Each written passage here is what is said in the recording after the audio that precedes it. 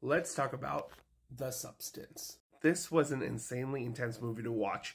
It gave me a lot of vibes of Requiem for a Dream in that it delves into sort of an addiction that people have with beauty standards and you the lengths at which we would go to keep ourselves looking young and beautiful for as long as possible, being in the limelight, seeking the adorations of others versus finding the true love within ourselves.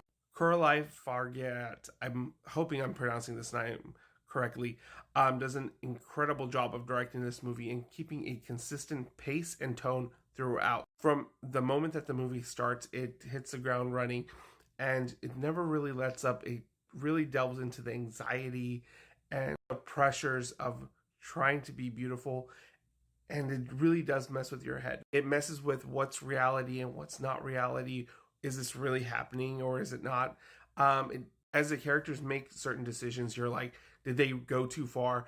Is it reversible? And it just keeps going and never lets up. The musical score is one of the best I've heard all year as well.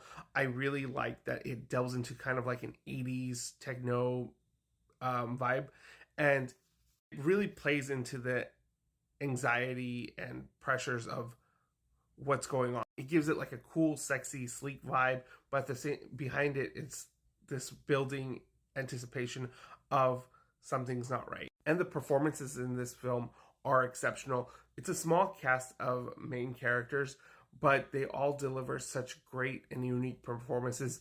It was really nice to see Dennis Quaid in this really wacky producer role that's really obsessed with beauty and finding the next hottest model, just like any sleazy producer out there right now in Hollywood. And Margaret Qualley does a really great job of imitating but making her own version of Demi Moore. And she does a really good job of being sexy, sleek, confident, and radiant. Truly one of her better performances. And she's a star to be looking out for. And definitely the star of the film is Demi Moore. She kills it. This is probably one of her finest performances today. She's a aging woman who's dealing with her youth, fame, her legacy in a sense, and she just wants to be remembered and loved and adored by other people like she always has been. And you can see the obsession and the lengths that she goes to make herself young, quote unquote, and beautiful again. What this movie and the script does really well is push the importance of balance, that you do need this type of balance in life.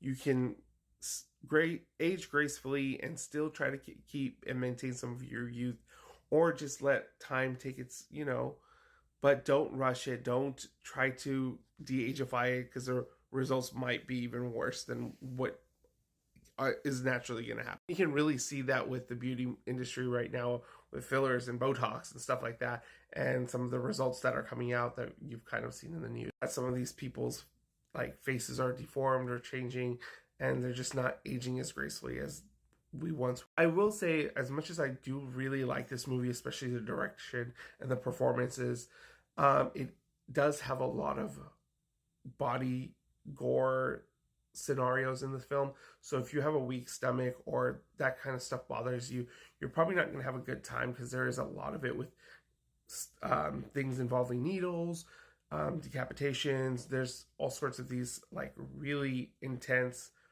body gore that goes on in this film. Some of it can be a little bit off-putting, and I was kind of squinting my eyes while I was watching it.